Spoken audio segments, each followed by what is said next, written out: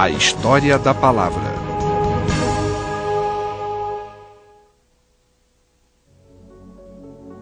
Distribuição Sinapse. Há muito tempo, os povos antigos acreditavam que a escrita era uma dádiva dos deuses. A escrita era algo secreto e sagrado, e não da alçada das pessoas comuns.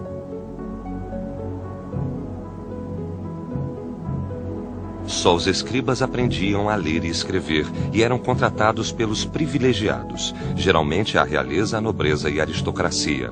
Tal informação era monopolizada pela elite, e o povo comum era mantido ignorante através das eras.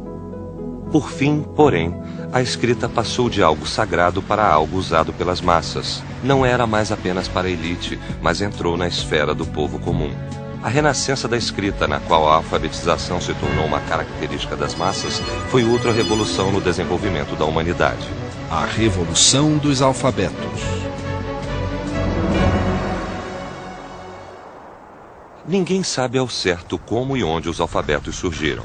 Como a revolução da escrita começou?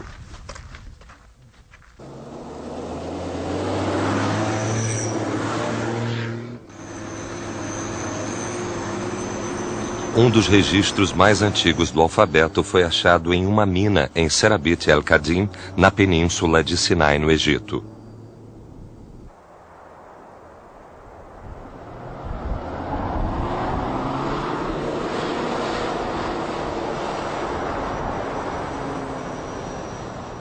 A estrada para essas relíquias foi esculpida na montanha e está à beira de um penhasco. No alto deste pico de 200 metros, dizem que foi descoberto o primeiro alfabeto.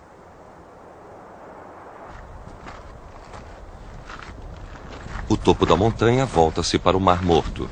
A vista da mina ainda existe. É fácil entender porque um templo dedicado a Hathor, deusa do amor e da abundância, foi erguido aqui. Aqui e ali se vê monumentos semi-construídos.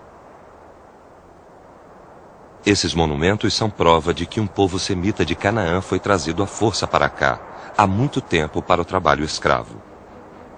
Em 1905, um arqueólogo britânico, William Flinders Petrie, descobriu aqui uma pequena esfinge.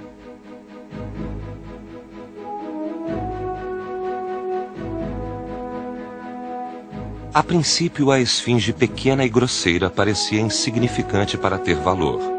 Porém, Petrie percebeu que a esfinge se tornaria um marco na história da escrita. No ombro direito da esfinge está escrito em hieróglifos egípcios: para a deusa Hathor, a senhora de turquesa. Quando a esfinge foi descoberta, os hieróglifos egípcios já eram conhecidos.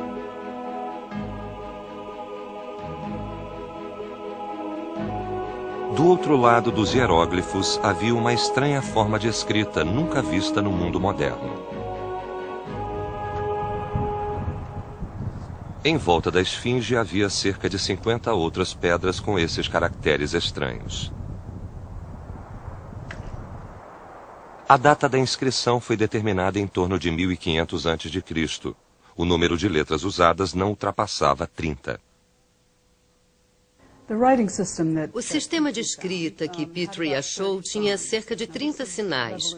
Isso era revolucionário. Os sistemas de escrita anteriores à invenção do alfabeto tinham centenas de sinais, tanto nos sistemas egípcio quanto no mesopotâmico. Tinham sinais para nomes de coisas, para ações, tipos de palavras, sílabas. Às vezes, tudo isso na mesma palavra. Quando Petrie achou um sistema que parecia ter só 30 sinais, sabia ter achado algo parecido com o nosso alfabeto, o que era muito diferente. 10 anos depois, um egiptólogo chamado Alan Gardner dedicou-se a decifrar a inscrição da esfinge. Ele se concentrou no fato de as letras da esfinge serem semelhantes em aparência aos hieróglifos egípcios. Gardner, assim como Petrie, fez uma tabela de hieróglifos egípcios semelhantes aos caracteres desconhecidos.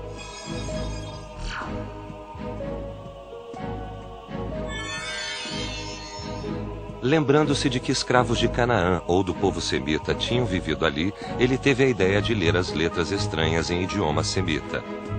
Lamd, Bet, Ain, Lamd, Tal. Era um conjunto de sons sem significado.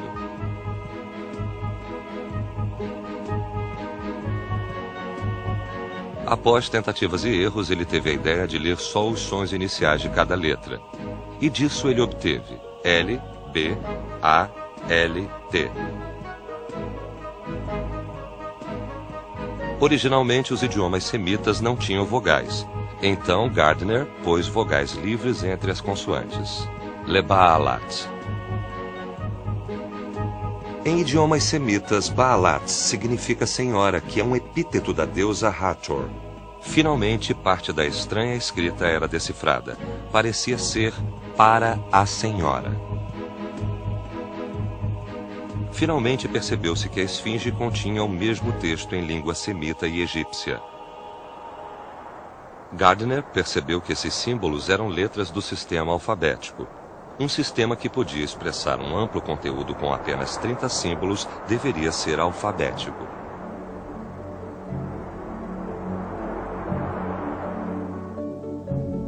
Petrie e Gardner pensaram ter descoberto o primeiro registro de um sistema alfabético.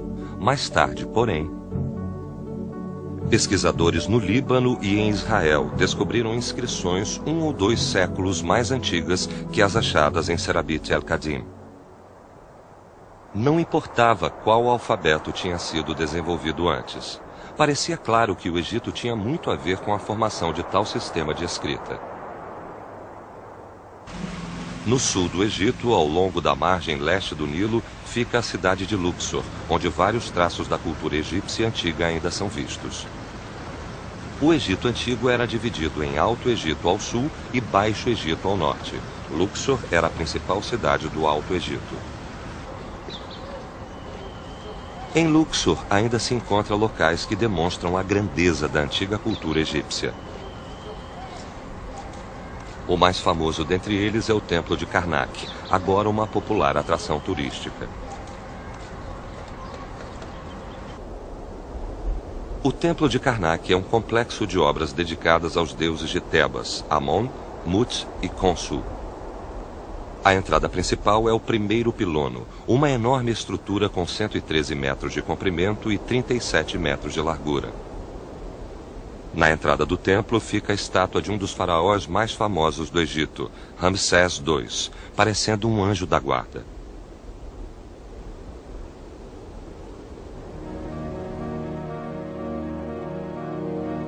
Quando se passa por Ramsés II, vê-se uma série de pilares na grande sala hipostila. Os pilares contêm uma variedade de obras de arte, de peças de 1 palmo de comprimento a trabalhos cobrindo um pilar inteiro.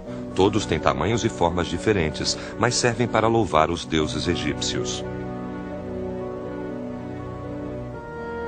Os hieróglifos não são a única escrita aqui, mas também são complexas obras de arte.